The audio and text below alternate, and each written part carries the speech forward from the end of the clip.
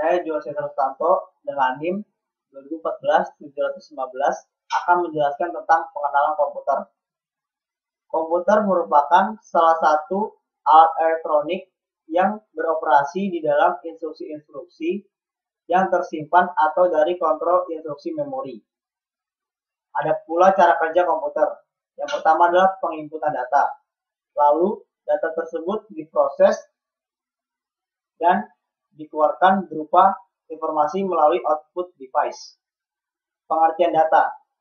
Data merupakan elemen-elemen atau tempat, sesuatu, atau nama orang, tetapi belum memiliki makna yang jelas atau belum informatif. Data harus diproses terlebih dahulu. Setelah itu, data akan menghasilkan fakta yang mudah dibaca dan dimengerti oleh orang lain. Adapun pengertian dari komponen komputer. Sebuah komputer pasti terdiri atas listrik, elektronik, mekanik yang diketahui atau disebut dengan hardware. Komponen komputer terdiri atas yang pertama, input device. Memungkinkan Anda menginput data dan instruksi ke dalam komputer. Contohnya, keyboard, numeric keypad, pointing device, joystick, scanner, dan mikrofon. Yang kedua, output device. Komponen perangkat keras yang biasanya memberikan informasi untuk seseorang atau beberapa orang. Contohnya monitor, speaker, printer, proyektor, dan headphone. Yang ketiga, sistem unit. Case yang mengandung komponen-komponen elektronik untuk mengolah data.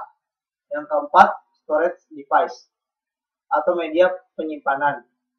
Menyimpan data instruksi, data dan informasi yang akan digunakan kelak.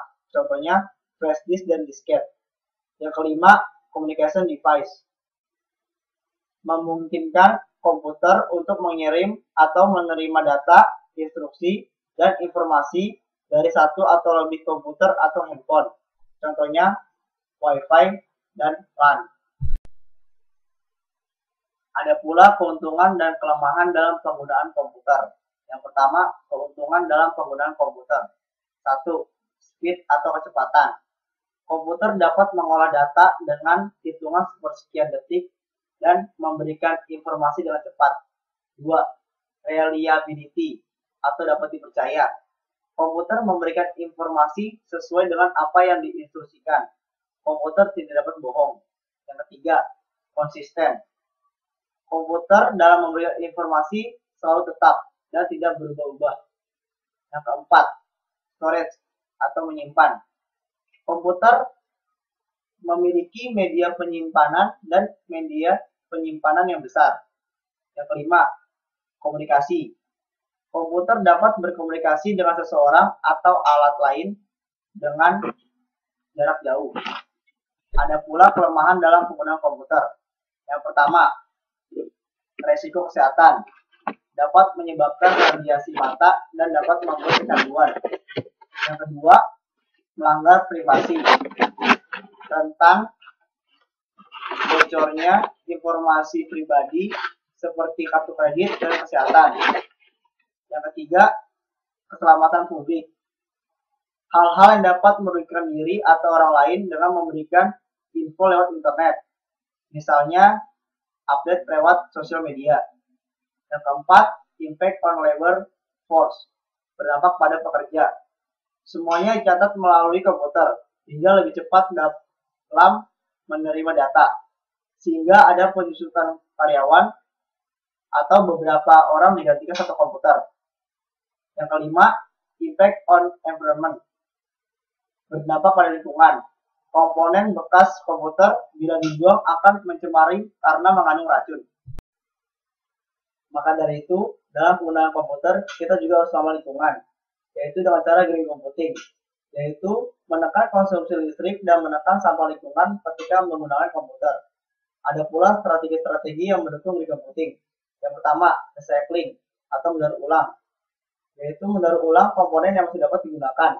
Yang kedua, regulating manufacturing processes, pengaturan penggunaan, menggunakan keping RAM 1 karena lebih hemat dalam pembiayaan bahan baku. Yang ketiga, extending the life of computers, menahan masa pakai, yaitu membenarkan komputer jika masih dapat digunakan. Yang keempat, immediately donating or properly disposing of replaced computer atau menyumbangkan. Bila akan mengupgrade komputer dengan yang lebih canggih, mesin yang lama dapat disumbangkan kepada yang lebih membutuhkan. Ada pula istilah-istilah internet. Yang pertama adalah jaringan. Jaringan adalah suatu kumpulan komputer dan alat-alat yang terhubung biasa tanpa kabel, via alat komunikasi, dan jaringan data yang tersambung saja.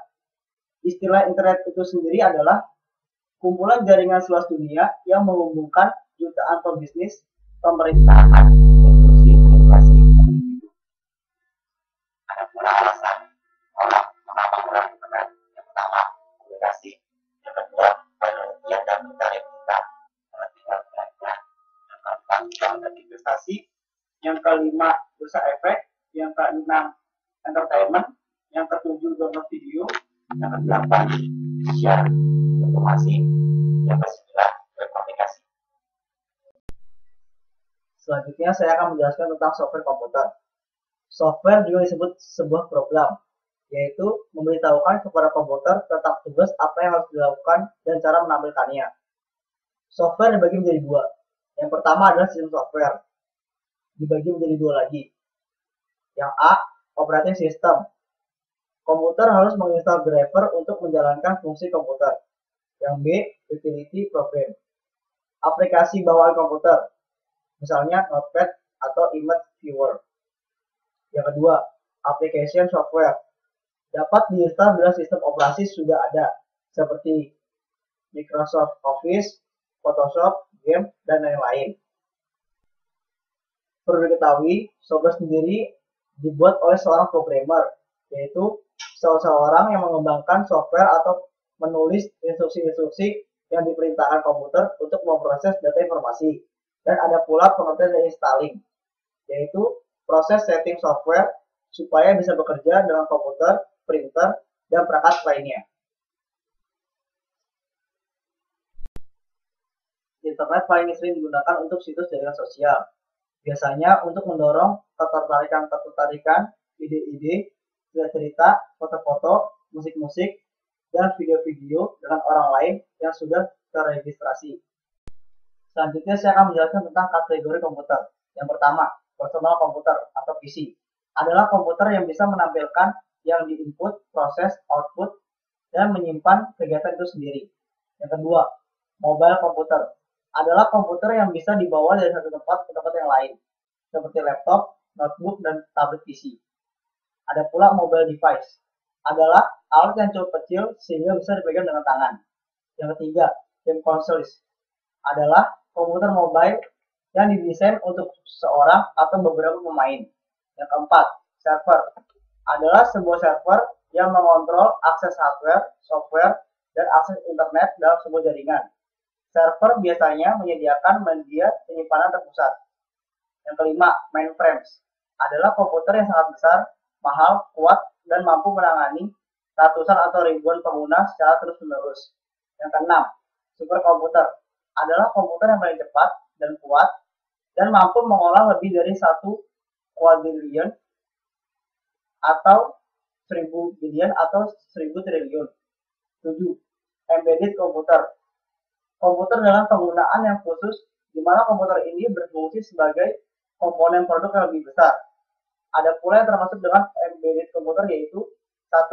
Konsumen elektronik, ponsel dan digital telepon, digital televisi, kamera, rekam video, DVD player, dan perekam media penjawab. Yang kedua, perangkat rumah otomatis, termometer, sistem penyiraman, TV, peralatan, dan lampu. Yang ketiga, mobil metik, kontrol mesin, airbag, dan GPS. Yang keempat, proses kontrol dan robot, remote monitor system, power monitor, mesin kontrol. Yang kelima, peralatan komputer dan mesin kerja, keyboard, printer, fax, dan alat fotokopi. Elemen dari suatu sistem informasi. Untuk dapat bernilai, informasi harus akurat, teratur, mudah diakses, dan berguna. Biasanya, informasi dari sebuah komputer membutuhkan 5 elemen pendukung: hardware, software, data, people, dan prosedur.